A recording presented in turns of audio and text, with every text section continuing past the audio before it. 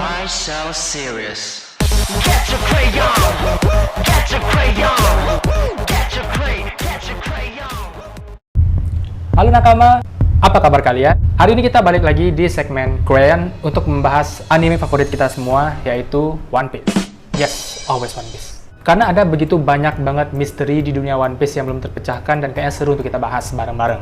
Salah satu misteri terbesar di dalam dunia One Piece adalah buah iblis. Buah yang menjadi sumber kekuatan semua karakter-karakter aneh di One Piece.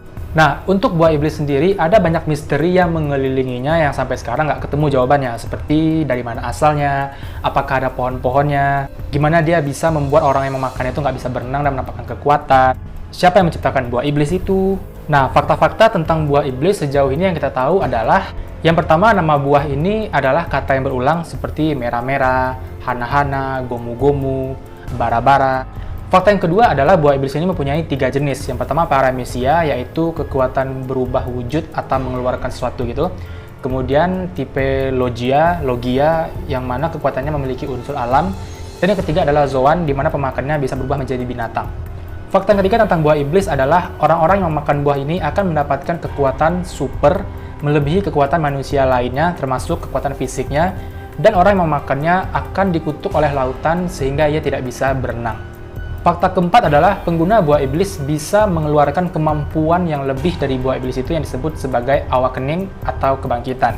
Dan fakta yang kelima yang kita tahu tentang buah iblis adalah ketika pemakan buah iblis ini meninggal dunia, buah itu akan muncul lagi ke belahan dunia lainnya berbentuk buah lagi, sehingga bisa dimakan oleh orang lain lagi dan menjadi pengguna yang baru. Jadi itu fakta-fakta tentang buah iblis yang sejauh ini kita ketahui. Nah, seiring berjalannya waktu dan kecerdasan intelijen para fans One Piece ini, mereka mencari tahu dan mengulik-ngulik dan berteori sendiri tentang asal-usul buah iblis ini. Dan hari ini kita akan mengupas tuntas tentang asal-usul buah iblis, dari mana asalnya, dan sebagainya. Tapi perlu aku ingatkan, kalau yang aku sampaikan di video ini adalah teori liar yang diciptakan oleh para fans One Piece di dalam forum pembahasan One Piece itu. Jadi ini adalah teori liar, ini bukan fakta yang dikonfirmasi oleh Oda si penulis, jadi jangan dibawa serius, cukup dipertimbangkan aja iya atau enggaknya. Jadi, let's do it. Oke, teori pertama tentang asal-usul buah iblis adalah buah iblis merupakan bentuk balas dendam iblis kepada manusia. Oke, dalam sejarahnya di Void Century atau abad yang hilang 900 tahun yang lalu, itu merupakan masa di mana banyaknya perang-perang yang terjadi, perang-perang besar gitu. Seperti contohnya perang antara bajak laut dengan pemerintah dunia. Nah, pada masa-masa perang yang sulit itu, kedua belah pihak menginginkan sebuah kekuatan yang di luar akal sehat manusia dan di luar kemampuan manusia biasanya untuk memenangkan perang-perang tersebut. Hingga akhirnya para manusia-manusia yang berperang ini memutuskan untuk bersekutu dengan iblis. Dia meminjam kekuatan iblis kepada mereka sementara waktu sampai mereka memenangkan peperangan itu. Dan untuk mendapatkan kekuatan dari iblis itu, mereka harus melakukan ritual-ritual khusus agar iblis mau meminjamkan kekuatannya kepada manusia-manusia itu. Akhirnya manusia ini melakukan ritual dan iblis pun meminjamkan kekuatannya kepada mereka dengan perjanjian setelah memenangkan peperangan, kekuatan itu harus dikembalikan lagi kepada si iblis. Karena dengan iblis meminjamkan kekuatan itu, maka untuk sementara iblis tidak boleh masuk ke dalam dunia iblis. Nah, iblis yang kita bicarakan ini adalah iblis lautan, karena saat itu perang terjadi antara pemerintah dunia dengan bajak laut. Jadi mereka bersekutu dengan iblis lautan. Nah, tapi setelah manusia mendapatkan kemenangan di peperangan-peperangan itu, mereka lupa akan janjinya, dan mereka pun mengkhianati para iblis. Karena roh yang dipinjamkan oleh iblis ini belum kembali ke mereka, mereka pun terjebak di dunia manusia dan tidak bisa kembali ke dunia mereka, yang literally adalah lautan. Dan akhirnya iblis pun menyimpan dendam dan ingin membalaskan dendam kepada manusia, apapun caranya. Nah, tapi walaupun di dalam dunia yang kekosongan gitu, iblis tetap membutuhkan wadah untuk dia tinggali. Tapi ia tidak bisa merasuki manusia, karena pada saat itu manusia memiliki kekuatan para iblis ini. Karena pada saat itu manusia memiliki kekuatan iblis ini, dan iblis membutuhkan wadah lain sebagai tempat tinggal mereka. Dan mereka pun memilih buah. Nah, kenapa iblis memilih buah sebagai wadah tempat dia tinggal? Karena pada saat itu buah adalah makanan, kayak makanan pokok untuk orang-orang pada masa perang itu. Karena buah sangat mudah didapatkan dan sangat mudah untuk dimakan, simple gitu. Jadi mereka memilih buah sebagai wadah tempat tinggal iblis. Dan sekaligus dengan cara itu, iblis bisa merasuki dan menghancurkan manusia dari dalam. Ketika manusia memakan buah itu, iblis ikut masuk dalam tubuh mereka, dan mereka bisa menguasai manusia itu dari dalam.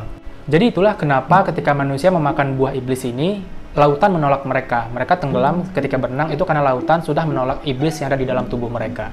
Gitu. Gimana menurut kalian guys? Apakah teori ini masuk akal atau enggak? Tulis pendapat kalian di bawah. Teori kedua adalah buah iblis merupakan buah terkutuk yang ada di surga. Oke, dalam dunia One Piece kita mengenal 3 pohon raksasa yang merupakan 3 pohon sejarah dan pohon legenda. Yang pertama adalah pohon Adam, yang kedua adalah pohon Hawa, dan yang ketiga adalah pohon ilmu pengetahuan. Nah, 3 pohon ini kemungkinan diangkat dari cerita, yaitu kisah Nabi Adam dan Hawa yang dilempar dari surga ke bumi karena memakan buah terlarang yang ada di surga. Mereka memakan buah itu karena dihasut oleh iblis.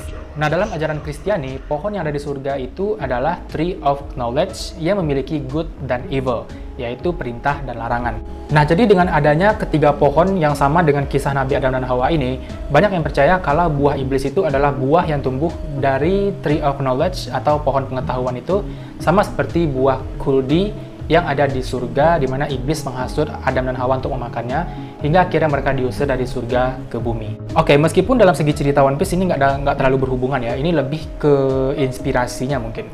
Ya, gitu sih, menurut aku ya. Gimana menurut kalian? Komen di bawah. Dan teori ketiga yang merupakan sambungan dari teori sebelumnya, yaitu buah iblis merupakan buah dari pohon Hawa. Kalau tadi dia bilang buah itu dari pohon pengetahuan, kali ini dari pohon Hawa. Nah, kita udah tahu kalau pohon Hawa ini akarnya itu tumbuh sampai ke dasar laut dan bisa memancarkan sinar matahari ke pulau manusia ikan. Itu baru akarnya, tapi ada teori yang mengatakan kalau puncak pohon Hawa ini ada di Red Line, khususnya di Marijoa, tempat tinggal para naga langit. Tapi bagaimana bisa pohon itu tumbuh sampai ke Red Line? Oke, jadi sebenarnya bukan pohon itu tumbuh sampai ke Red Line, tapi Red Line inilah yang dibuat untuk melindungi pohon Hawa tersebut. Karena sebelum adanya Red Line ini, buah iblis yang tumbuh di pohon Hawa itu hanya berjatuhan ke laut dan sangat mudah ditemukan oleh para pelaut dan bajak laut. Nah, kenapa Red Line ini dibangun? Itu untuk melindungi buah iblis yang tumbuh di pohon Hawa ini, agar yang memiliki kekuatan itu hanyalah pemerintah dunia, dan yang menjadi yang terkuat hanyalah pemerintah dunia, tidak yang lain. Teori lain tentang pohon Hawa adalah pohon Hawa ini pohon yang merupakan penjelmaan sebagai tempat tinggal iblis. Itulah kenapa pohon Hawa ini sangat kokoh, besar, dan kuat dan tidak akan bisa dihancurkan. Karena ada iblis yang bersemayam di dalam pohon tersebut. Gimana menurut kalian? Apakah lebih masuk akal teori buah iblis ini tumbuh dari pohon Hawa? Komen di bawah. Oke nakama, jadi itu adalah 3 teori yang banyak dipercaya oleh para fans One Piece tentang asal-usul buah iblis ini. Menurut kalian mana yang lebih masuk akal dan mana yang boleh juga? Di antara 3 teori ini, komen pendapat kalian di bawah. Atau kalian juga punya teori lain tentang asal-usul buah iblis ini, dari mana dia berasal, dan kenapa dia bisa memiliki bentuk seperti itu, atau kenapa orang yang memakannya bisa mendapatkan kekuatan dan tidak bisa berenang, ditolak oleh lautan. Gimana? Komen di bawah.